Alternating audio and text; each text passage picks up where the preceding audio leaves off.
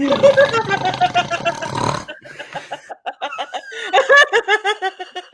was trying so hard to keep a straight face, and I just can't. I can't. What's a straight face? That's something I'd never known.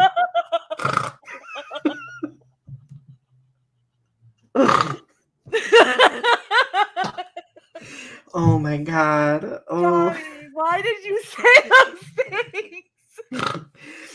Good evening, everyone. Welcome to... I think I broke Ari. Donny, nobody's going to understand. No, they're not. Good evening, everyone. Welcome to episode number 98 of Restitching the Tapestry. Windows 98. We should have played the sound. That would have been the great. Theme song. Yeah, sorry that we were dying of laughter. We had a really funny exchange in the back room. Far too not rated G to say on live. So not even close. Not even in the galactic vicinity. No, we were playing the intro, and I just like, I could see him because like, I don't know if I'll try to describe it. So like when we do the intro, like it shows our little boxes, like, so we can't like talk to each other, but we can see each other's faces. And we're both like sitting here, like trying to keep a straight face. And like, I can see him in the other box, and I can see him. We're both like trying to keep it cool. You were crumbling. Then he like brings our faces up, and that's when we both like crack up because we know it's not gonna happen. I could just see you. You were like trying to like zen yourself. I was trying so hard. I don't know. After this week, I think we both needed a laugh. Absolutely, 100%. Well, everyone, it's good to see you. Like, it's been a very busy week. And well, yay, we are, 2 episodes away from episode 100, so that is exciting. So, woo! We have Arby here already. We have Leo here. We opened up with a bang today, didn't we? Hello, David Sperling, one of my favorite people. Apparently the Joker hit y'all with laughing gas. Absolutely. It was definitely villain era type stuff. It was I'm always in my villain era. Left field. Ooh.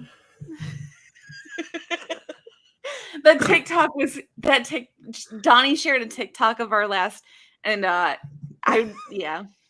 okay, so in the last episode, toward the beginning, like when we were talking about Halloween, I put on my wig, you probably remember, and I was just like, oh, so I like screenshotted and posted that video on TikTok because it's obnoxious, right? Why not?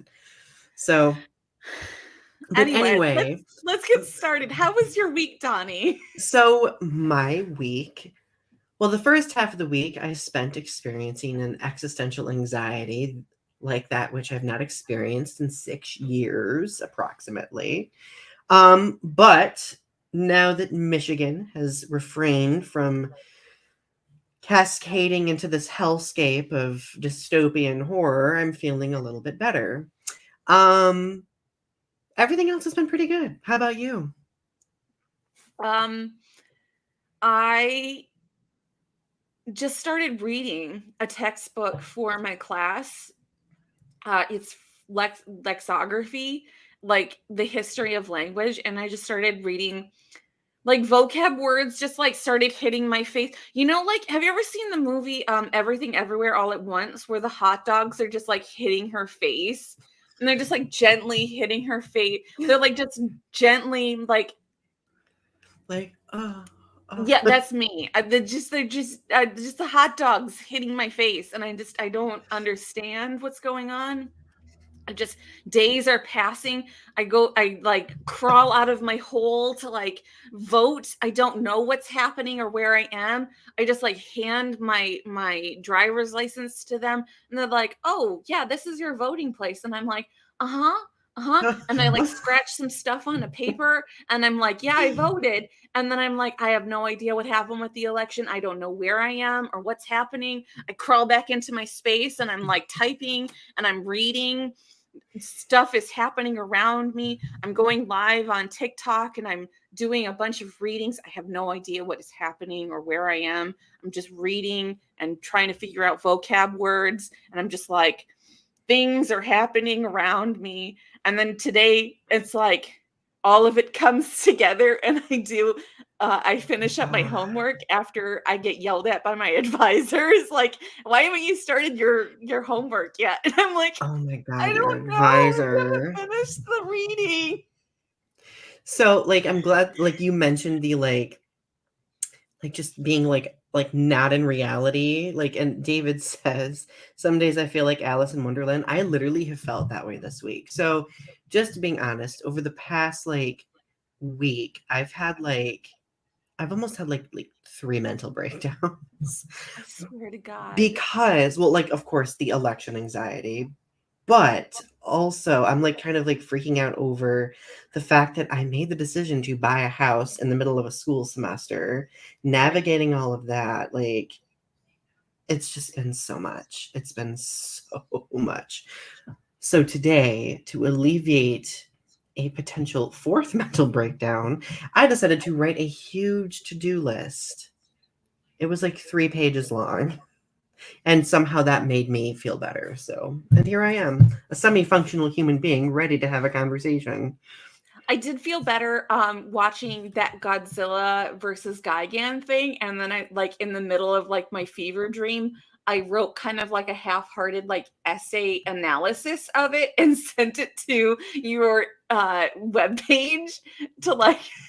Did you read that? I haven't had a chance to read it yet, but that's on my to-do list. Like, on my lengthening to-do list. That'll be like leisure reading, which I'm excited about. it's basically like 300 words of me geeking out about Godzilla versus Gigan live action like live action. As it should, right? Absolutely.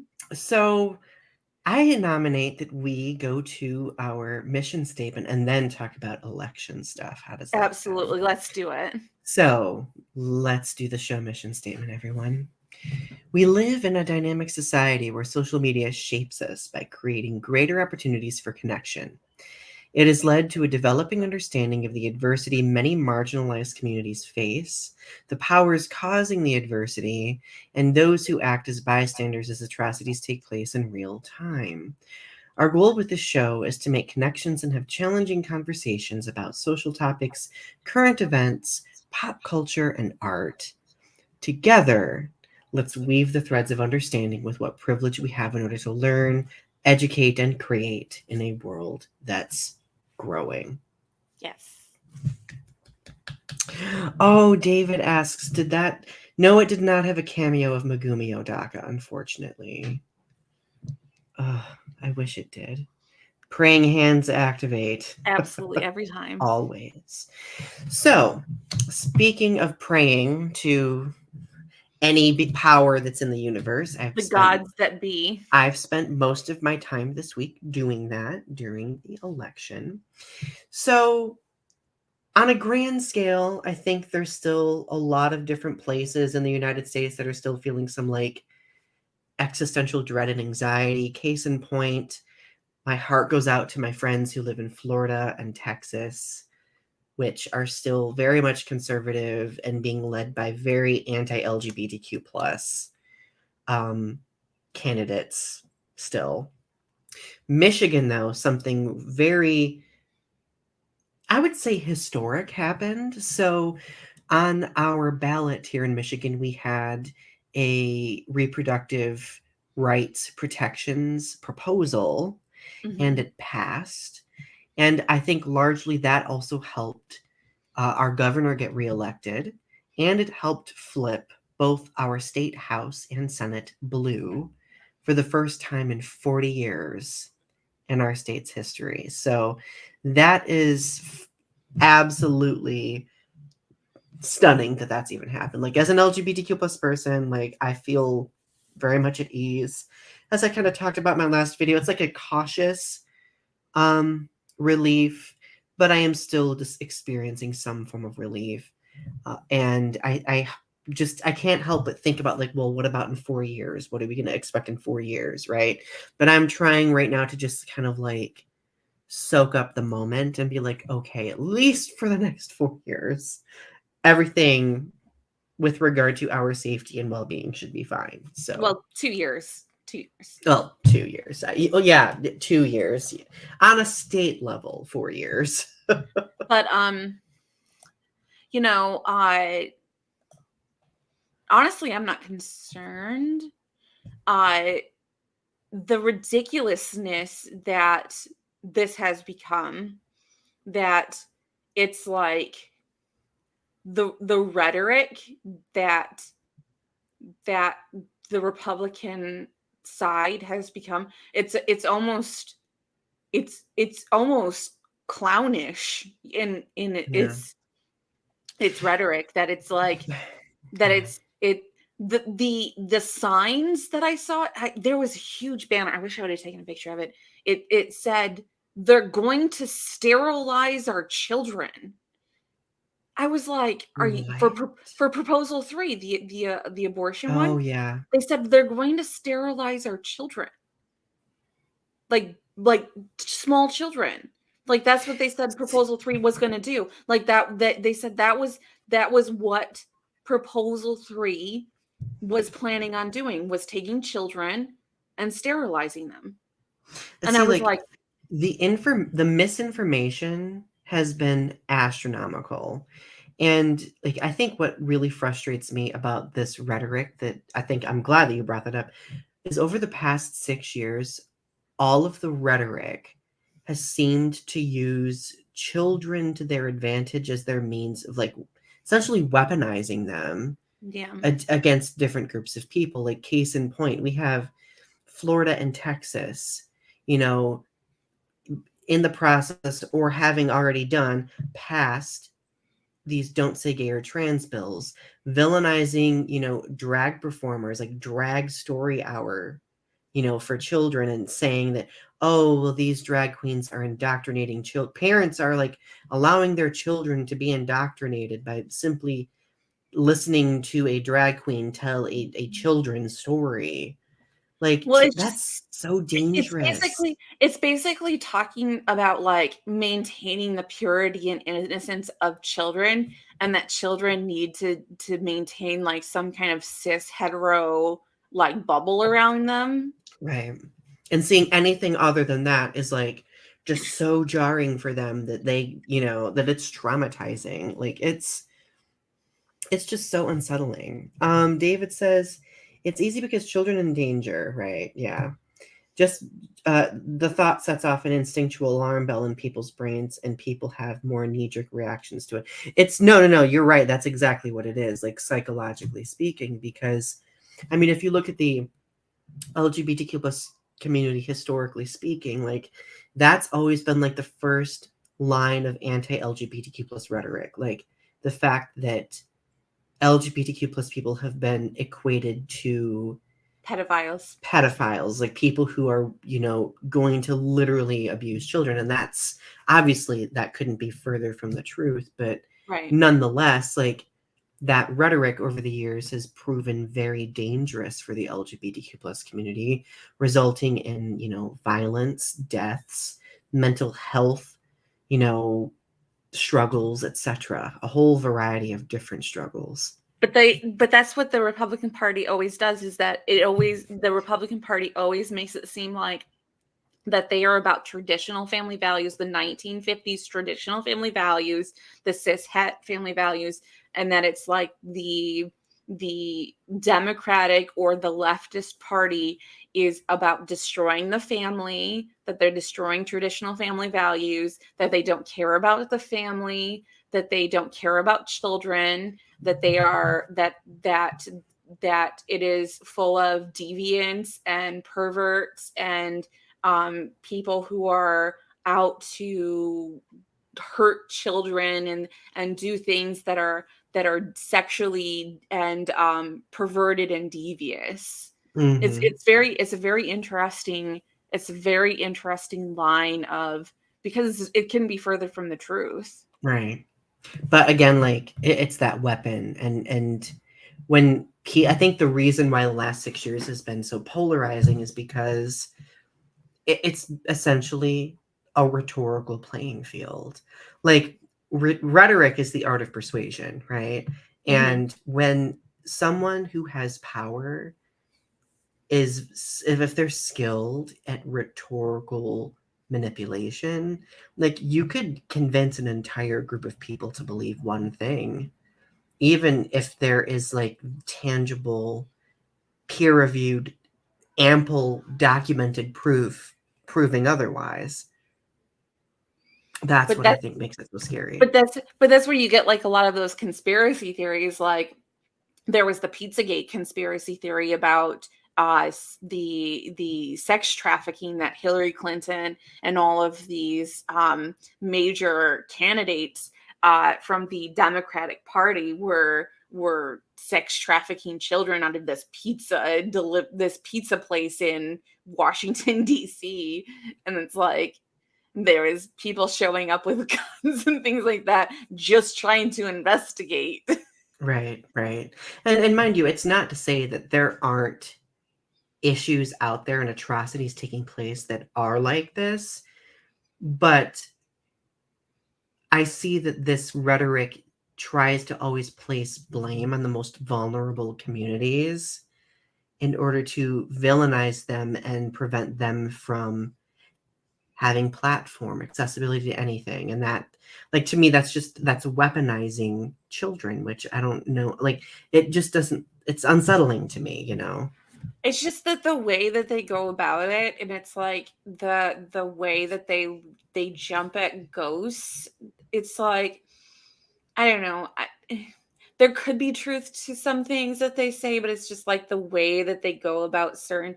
I mean, I don't think it's just necessarily like Democrat or Republican necessarily. You know what I mean? Hmm. I don't think that it's necessarily like one party or like one political Yeah, figure. You know what I mean? I don't think it's necessarily like across like a party.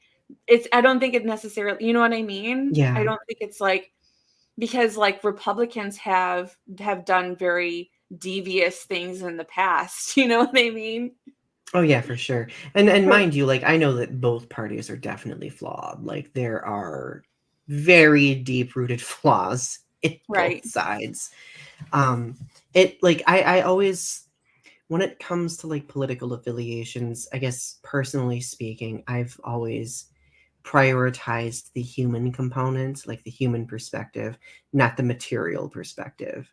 The Right. human perspective meaning like if something is going to literally hurt a group of human beings, like I'm going to obviously want the best and want to care about the well-being of those groups of people, right? So, oh my gosh, what was that? My phone just turned on. That just scared me. That scared the crap out of me.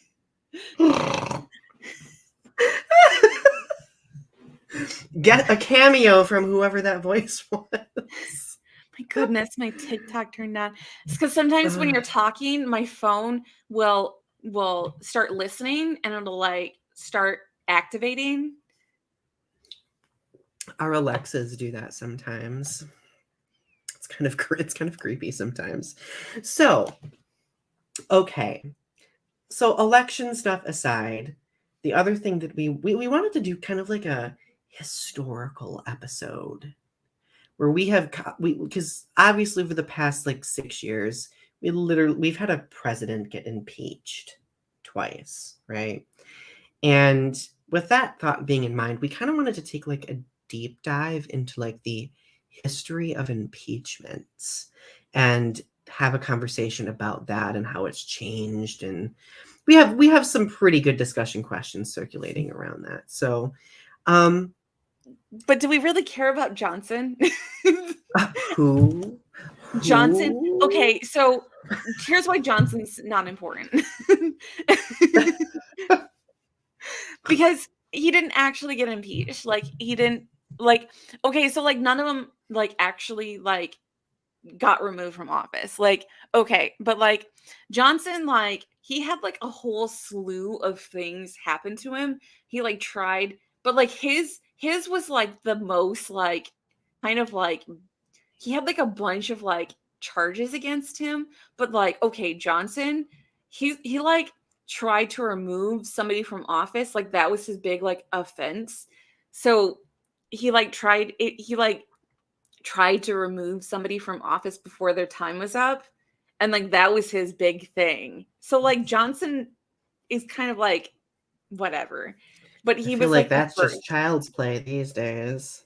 It was kind of just like there was like a whole slew of stuff, but it was basically like, in my opinion, it's sort of like sort of about the Civil War too, but like, and he was kind of controversial, kind of like Trump in a way. So like there's a lot of historical stuff about like he was sort of like the Trump of his time. And so there's sort of like kind of like parallels to Trump in a certain aspect of that, but like not because he's not as controversial as Trump was, because he still, maintained a certain amount of like dignity and respect. I guess, I don't know.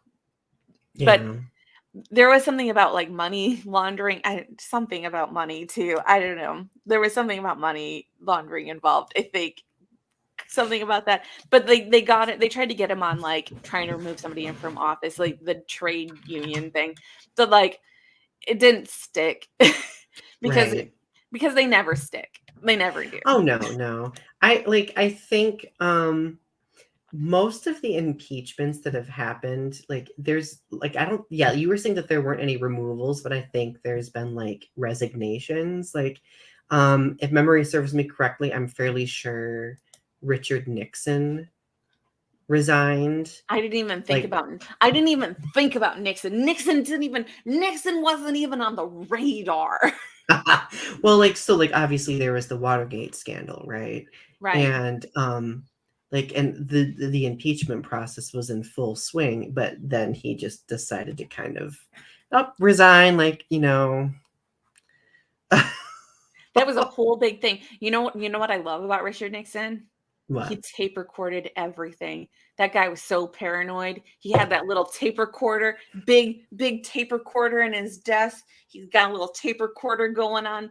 He's just like paranoid. He's like got a little tape recorder and just like he's like, "Hey, how's it going?" No, I'm definitely not tape recording you right now. I'm definitely not tape recording right now. Whatever do you mean? Why would I be tape recording you? Why are you so paranoid? I'm definitely not tape recording you.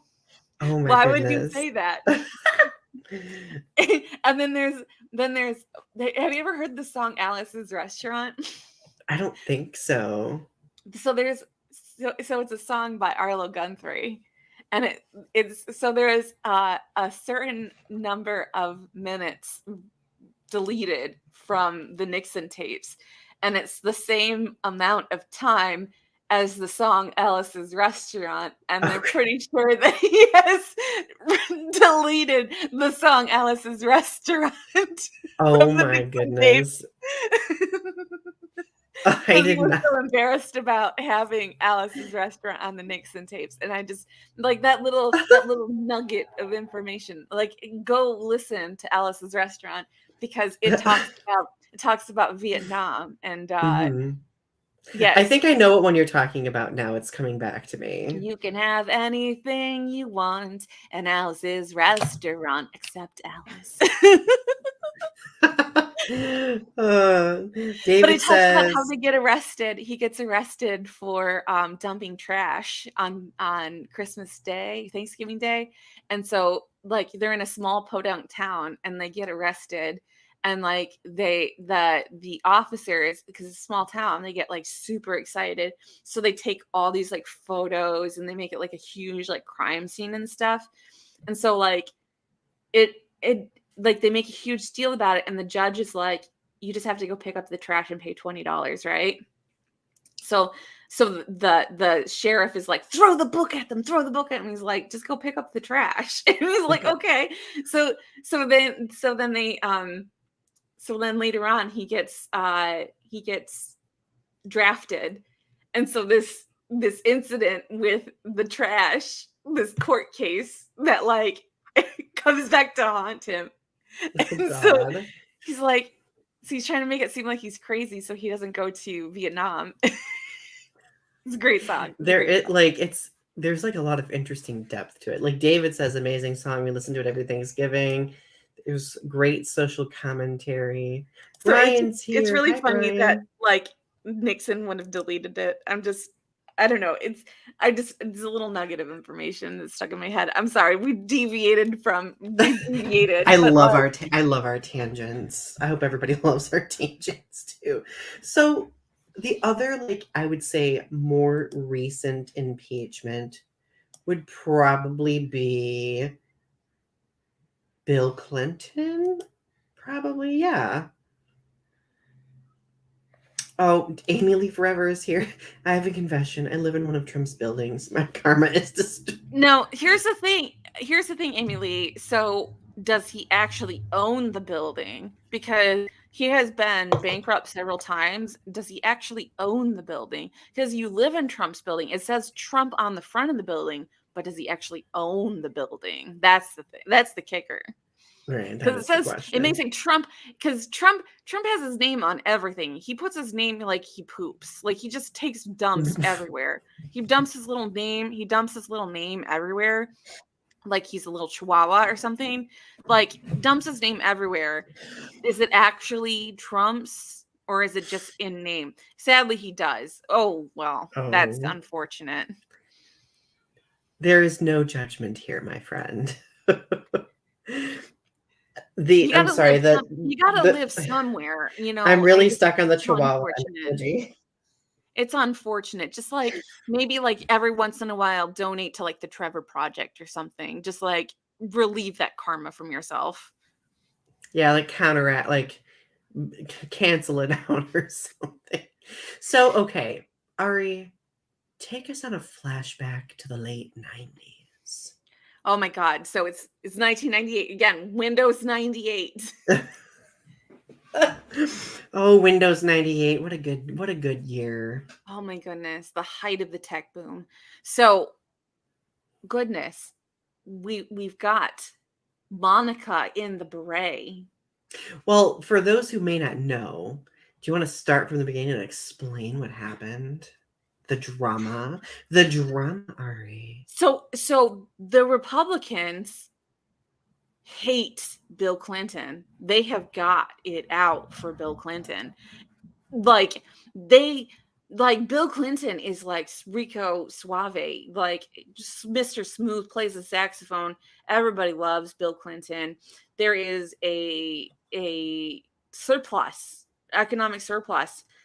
Like everybody loves Bill Clinton, seems like, except the Republicans. So they the Republicans, like the Newt Gingrich, hires Kenneth Starr, special investigator Kenneth Starr, to find dirt, find the business on Bill Clinton because they want to get him. They're looking for it. They had it out. They wanted to get the business on Bill Clinton. And so they were looking for anything. Like they tried to get him with Watergate. Like Watergate was a thing. So they tried to get him with Watergate, and they really did. They really tried to get him with that with the law the law Wasn't it firm. the legislation that, or the law firm that did oversee that? Yeah. So they tried to get Hillary with water or not water. Whitewater. Whitewater was it? What it was called? Okay. Which was Hillary Clinton's thing. So they tried to get them for that, and like that didn't it. And so they tried to get him with Paula Jones. Like they were digging around. They were like, so they were asking a lot of questions, and they were like, kind of like digging around. Like they knew something was up. Mm-hmm. Knew something was up. So like they started just like investigating all sorts of things, just all sorts of things. And so then all of a sudden, like there is chatter about him having kind of relations with Monica Lewinsky. Like she's talking to Linda Tripp. Sophia's here. Linda Tripp is like works on the head of staff, and so like they're friends, and like Linda Tripp is somebody who is recording their conversations. So like Amazon Prime has like a great series on this. I highly suggest you watch it. So well, okay, so if memory serves me correctly, Monica Lewinsky was one of his interns, right? Yes. Okay. And so like they kind of flirted around for a while, and it seemed like she liked him, he liked her, and they kind of flirted, and like I don't think it didn't seem like they were actually gonna like, but like, and like they, have you ever read the Star Report? Mm-mm. I have. I read it when I was at community college. I felt like it was really important to read the Star Report, because I felt like it was such an important piece of government literature. Also, it's a really sexy piece of government literature. It's almost it's erotic fiction. It's basically government erotic fiction. Um, What a genre. it really is. They go so he makes it known that they have to go in depth, because they're trying to prove the point that he has lied under oath. But Mhm. it's literally like government erotic fiction. Um, they talk about the nature of their relationship. It destroys her life, basically. Like Mm. she is humiliated beyond repair. Like she becomes the butt of every joke, because they talk about in depth about what he did with the cigar. And it is in disgusting gross detail, to the point of where it is erotic fiction. It is like I, it was shocking. It was shocking when I read it. Like, and I read it back in 2005, several years after it was written. Like it was shocking. It's NC-17. Like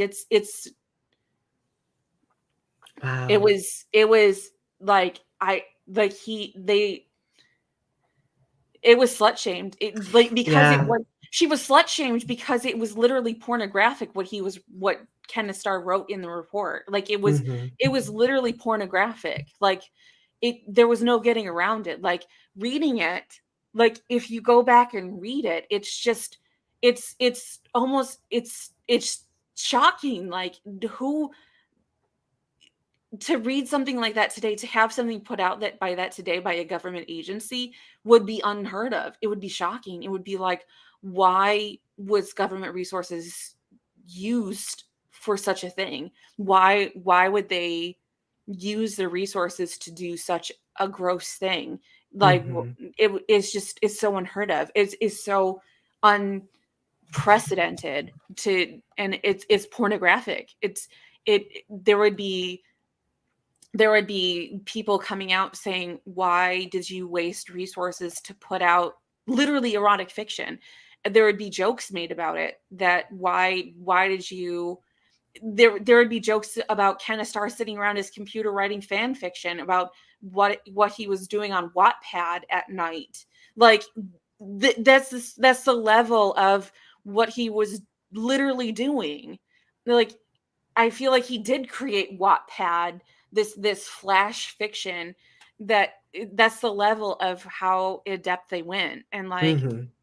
it's I'm I'm sorry, I'm Well, just getting so like worked up about this no. because it's so disgusting. It's like Well, it, and like I do feel like at the end of the day, like just going back to Monica Lewinsky, like I just feel like she was the victim of a power dynamic when you think about it it. was not a fiction, and that's what they were trying to prove, is Yeah. that it was definitely a fact. And they used Linda Tripp as the way that to prove that it was a fact.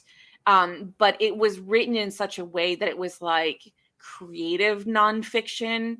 It was it was written in such a way that it was like almost romanticized, and it was like Yeah. written in such a way. It was sort of like he undressed me and then he inserted the thing and did the thing and then he did this and then he did Yeah. that, and it was like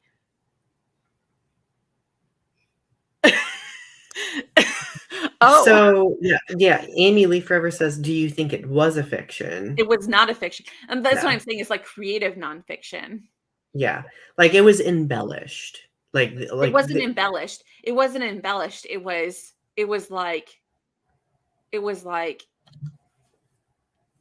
why did you have to go into such detail about that? You could have oh just said yeah. you could have just said, and they did the deed. Right. They didn't need to provide like every You didn't need to alarming talk about detail. you didn't need to talk about him putting a cigar up her vagina. Mhm. Yeah. Well, yeah, and to this day, like I feel like Monica Lewinsky is continually slut shamed because of it. Right. Like I always see people making jokes about it. Like it's, and I can't imagine like what it would feel like to have that kind of like unexpected legacy just hanging over you, you know, like Right. this specter of shame. Right.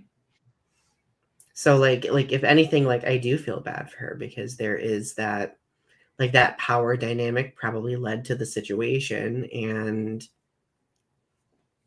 I feel like her name still, like, to this day is like it's just like that specter just haunts her to this day, like that she is still like public enemy number one, and there's always like this entity of like Monica is this horrible monster that did this horrible thing to Hillary Clinton.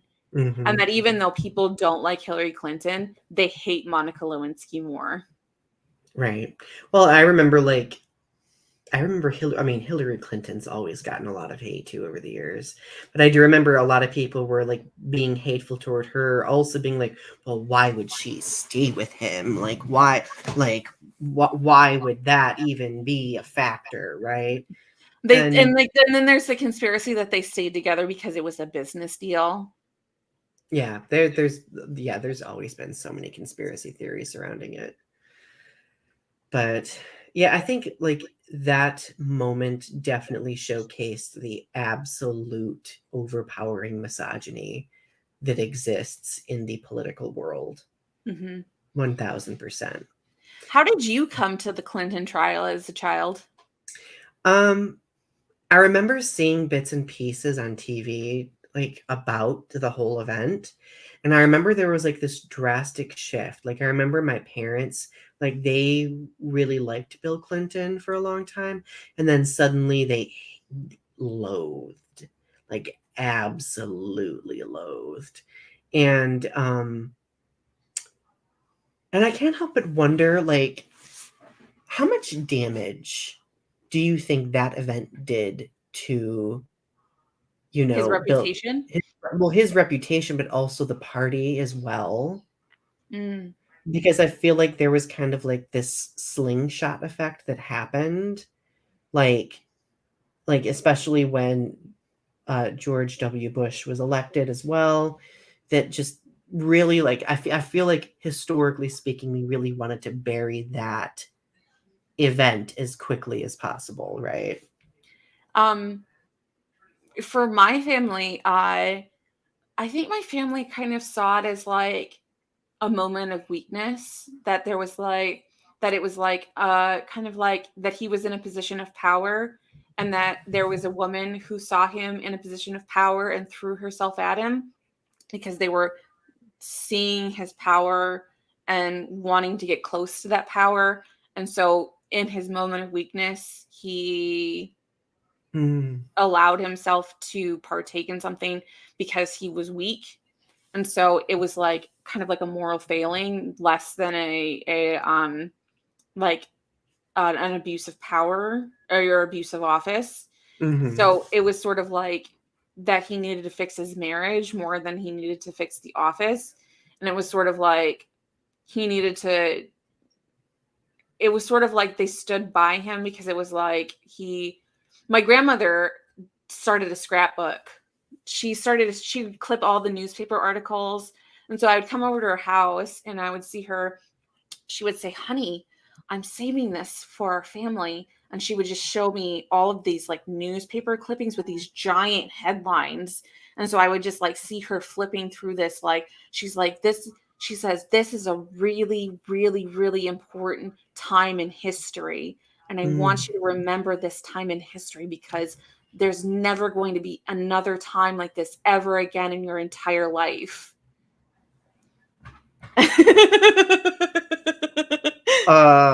Right. We've experienced how many life-altering historical events in the past 20 years? But she didn't know that. She didn't know that Right. in Yeah. 1998. So she was just like really, this was really historic to her. This was like, this is never ever going to happen again in our Right. lifetimes. Well, and it This was like seeing a comet. right. Well, and it was so documented and so it had like a very significant presence in the media as well. So like I feel like it was in such close proximity to everyone that like everyone like just followed with the entire process the entire time. Kind of like how the cycles work these days too. I was in middle school when it was happening, so I was watching Channel 1. Do you remember Channel 1? Oh my god, channel 1. And they described how the process worked. Like they had like visual aids, like they were like describing how they were coming together and doing all of it. Do you remember that? Let's like I'm very okay, you just set into motion something. So Channel 1 News. I forgot about the existence of Channel 1 News until you just brought it up. So wasn't it interesting when we were in middle school? And was it high school as well or just middle school? I think it was just middle school. It was just middle school. Just middle school. So many of us were sat down in front of a 15, 20-minute news program. Right. And watched like news about like politics, environment, war. Like, and I can't help but to unpack that. Why do you think we all were exposed to Channel 1 News for so long? It was all advertising. It was Snapple. It was Starburst berries and cream. They wanted to just market to us, and they wanted to have like some kind of like semblance that they were teaching us something, but it was all advertising. It was just for advertising purposes. Well, I remember there were so many segments like about, I know like when the my favorite was Lisa Lang. Lisa Lang was the best. I do love Lisa Lang. I do remember I had a crush on, was his name Seth Doan? Oh my god. Big crush. Like I remember 5th grade me, I was just like, he's so attractive. Oh my god. And now look what happened to me. Channel 1 News. And they had the big one and they would like do all kinds of like cool art and stuff with it. Right. Yes. I just remember though, like, I mean, if we like look at the Bush presidency, like the war on terror and everything, I just remember it having such a huge presence in Channel 1 News that like it was something that we would see every day. But anyway, so looking at comments here, David says, I think business partly, but who knows? She was also a woman from the South and standing by her man no matter what was something from that generation for better or worse. Speaking of Hillary and why she stood by Bill, yeah. I think it also comes down to how many politicians get caught and how many don't. I agree with that too. Right. I think back then it was really one of those big times where the polarization really began in the country between the left and right. Right. Right, yeah. I mean, when we think about it, like in the mid to late 90s, Bill Clinton really... I really feel like the polarization, like the hyper polarization, began administration, because like you had people dying of like the AIDS epidemic, and like that was like when it was really bad. Like I think that was probably like the beginnings of like when it was really starting to get bad. Mm-hmm. Yeah, you said the Reagan administration, right? You kind of cut out for a second. Yeah, the Reagan administration. Yeah. Okay. Yeah, that makes sense to me too. Um, let's see. Yeah, like, and Amy Lee Forever, you make an excellent point about like perspective. Like I do, and we're gonna get to talking about the most recent examples of impeachments, right? So actually that might be a good transition point for us. Um, so let's talk about the fact that former President Trump had two impeachments. So I after I didn't think that there was going to be a second one. I really thought that like and like I was like I knew he was never going to get removed. I knew he was never going to get removed. The first one happened and I was like I was like well, let's talk about like what precipitated these impeachment proceedings. yeah. So the first one, what circulated around the first one? God, I don't even remember. Like I like it's kind of hard to Oh, keep track of. it was the election. It was the election fraud. Wasn't it? No, that was this. I think that was the okay, the first impeachment. I'm looking it up right now. Oh, it was regarding foreign interference in the oh, I think you're right. It was the worry of foreign interference in the 2020 election. Yeah, it was election fraud. Yeah, That was the and first one. The second one was the January 6th thing. right. Yeah, let's see. I am But the first one I was like, man, if he gets removed from I was like I had a feeling that there was just no way he was going to get removed from office for the first one. I just knew. Like mhm. you just I made videos about this and I was just like there's no way he's going to get removed cuz like if they didn't remove Bill Clinton, there was just no way he was going to get Well, removed. They didn't remove Nixon for his business dealings. There was no way they were going to remove Trump. Like see, the difference here is that Clinton at a certain point knew like, okay, I got to hold myself accountable, and eventually like fessed up to what had happened.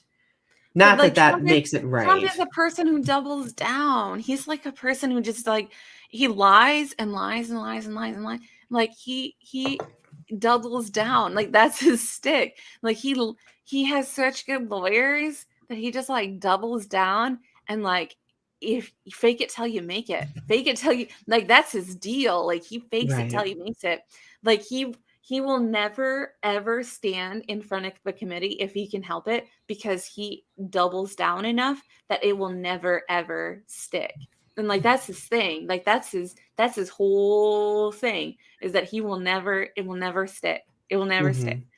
And like that's the thing that's how he gets out of so many situations is that he he is It, so good at just making it not stick. it's like it comes back to the to rhetoric, right? Like It's rhetoric, yeah. when you're so skilled at manipulating the rhetorical situation, like one can take the most horrible thing and minimize it to the extent where it just seems like locker room talk, let's just say, Well, right? he can just make it seem like that's not what he meant to say, or like that's not what he was trying to say, or what he intended to say. Like you can just like twist anything into a certain thing, and like that's it's like not what was actually being said. It's like that it is like sort of like gaslighting. It's like that's not what I meant to say, that's not what I intended to say, that's not what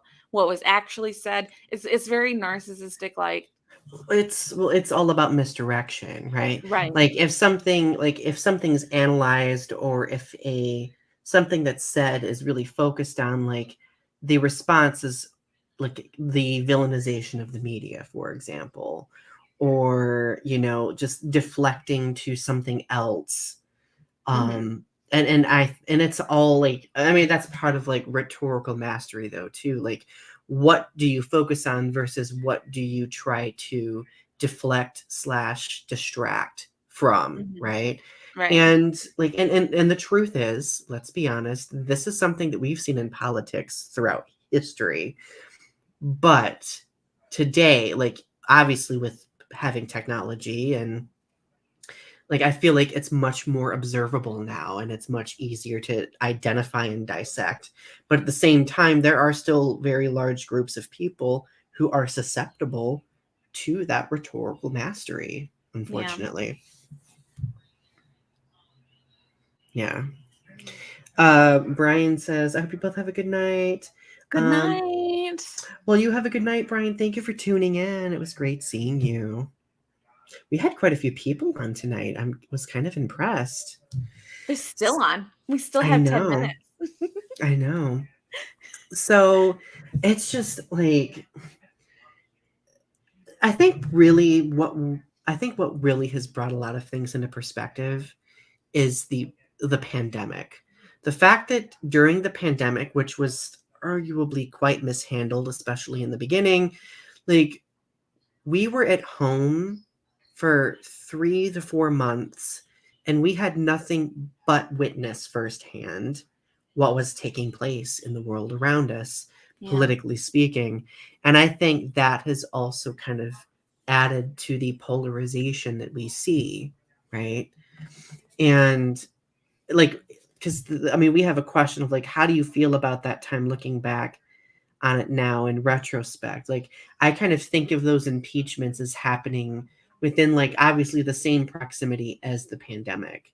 Like, I look at it as like a very troubling time. Like, I feel like accountability has lost its significance at all. Like I feel like anyone in power can do anything, and it's just glossed over. It's looked over, right? At least that's how I feel. I don't know how you feel retrospectively speaking. I feel so removed from that time now, from when Trump was president, that it's sort of like it feels like a fever dream. That is like I can't believe that all of that stuff happened, and that it's sort of like all of that anxiety has like lifted from me now. That like um, don't you feel like a weight lifted off you now that he's not president? I I kind of do, but I still just feel the weight of the looming specter of the fact that despite everything that's happened, he could run again. Like nothing's stopping that from happening, right? Well, and that's what I'm saying. Like that's why they have the January 6th hearings, is because they're Hmm. trying to get it so that he doesn't run again. Like that's why they're doing that now, is that those hearings that they're doing now is to try to keep him from barring him from running again. Like they're Hmm. trying to bar him from office. And so I feel like they are in works to try to keep him from the next Right. election. I So like if it pans out the way, because like they can do hearings until the end of time, but it really depends on what the Department of Justice ends up deciding on. Like, will but they like go forth and pursue litigation, or will they just be like, oh, no? But after this election, especially like there were there more races than not that won blue. Right now, okay, so in Michigan, like I think we're doing very well right now, but like on a wider level, like everything is so close knit. Like right, because they're still like counting ballots in like Arizona and Nevada. And the Senate is like right on the cusp. Like either party could take it. And the same goes for the House of Representatives right now. So like it really, again, it's just I would just say it's like it is a reflection of like the degree of polarization. And I think that just this the rhetoric we've seen the last 6 years is kind of widened that rift in polarization, So the threat of unfortunately. the ultra conservative isn't over.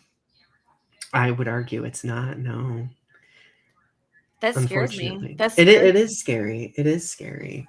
Like, don't get me wrong, like I do believe, like I do feel hope. Like I think that there are strong voices out there who can call into question atrocities that take place. But if there's no accountability following up after having those drawn to attention, then what can be the result, right? Like what can be the Mhm. result? So like I feel like that could be made the priority at a certain point. Like I feel like that could happen, and I believe that it will. Um, because if anything, this election has shown us, because they were expecting it to be like a huge red wave, and it was not.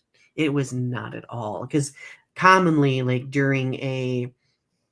after a president's first term, typically there is a like typically the election that follows suit ultimately swings back to the other opposite, if that makes sense. But that did not happen this time. So anyway, let's see.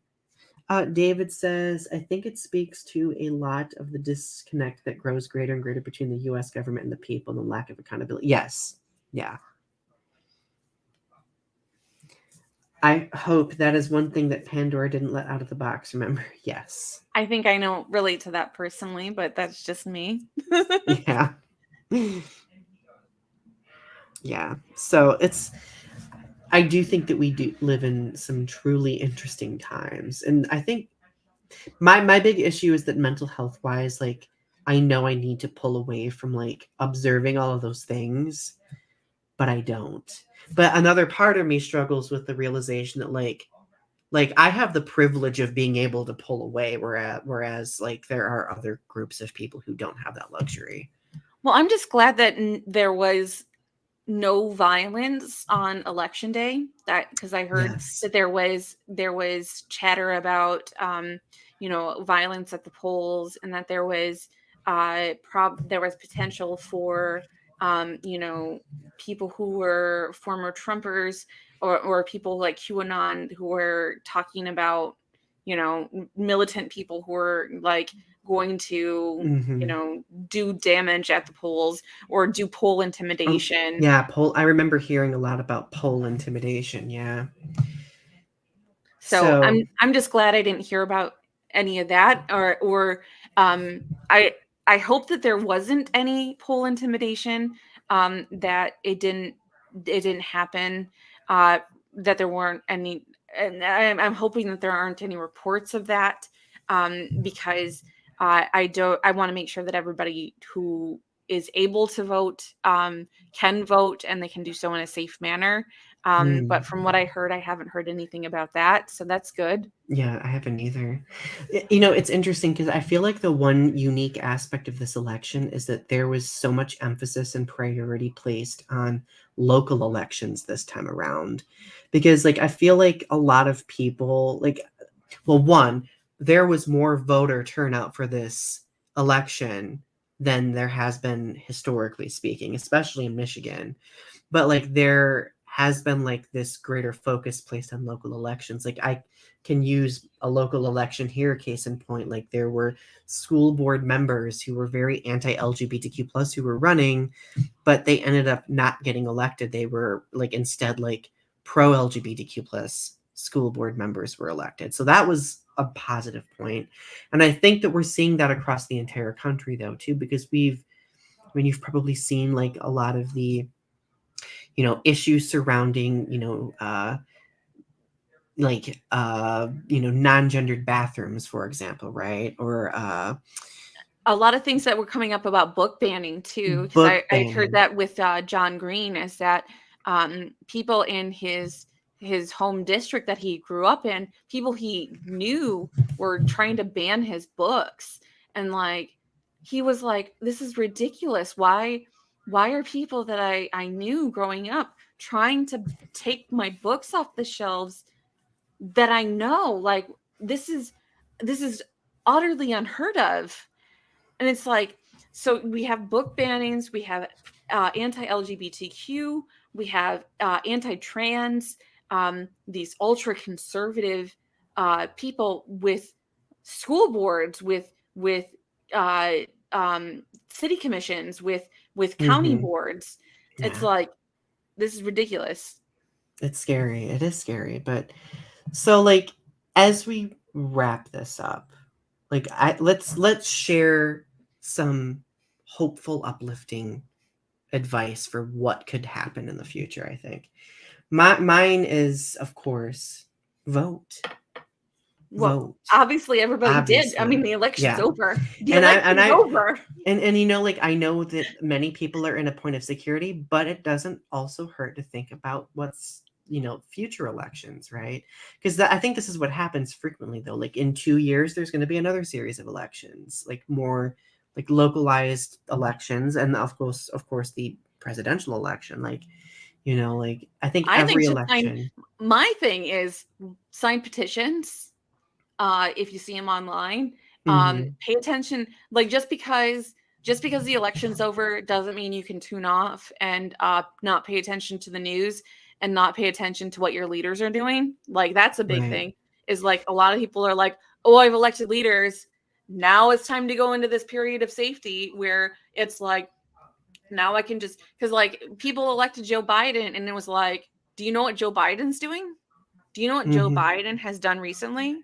Because I don't. Right. Well, and at the end of the day, also, I think we remember. I think we need to remember that, like, many of us do have privilege, right? Like, and many of us do have that luxury where we can safely like tune out and not have any repercussions directly impact us. But there are groups of people out there who don't have that luxury, like multi-marginalized groups, I know. like like a lot It's of. like you gotta wake up and it's I gotta do it myself. I'm not saying that I'm like above anything Oh because God, same here, same here. Well, and but this is not to say that mental health should not be considered, because I firmly believe that as a nation we do harbor a lot of trauma over the past 20 years. We harbor so much trauma from what's happened. not even in And the last 20 years, in the last like 5 years. yeah, and like some like we're still like 9/11 is still like very much at the forefront of our minds. Like the war that's been constant is at the forefront in our minds.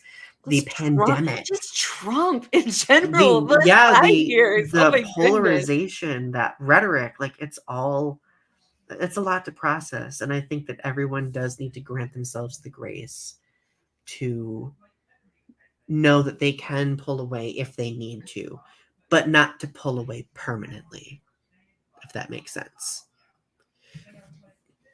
Oh, great conversation tonight, my friends. So, parting words while we vogue. Slap that ass and peach it. Honestly, that's the perfect parting word. That's perfect. You're never gonna remove it, but you can at least slap that ass and peach it. Oh my gosh, my friends. Well, don't forget to go subscribe to our channels, click like on our video. Thank you for showing us the support every week. We really appreciate it. And we'll be back again next Thursday night. So you all have a good night and talk to you soon. Bye.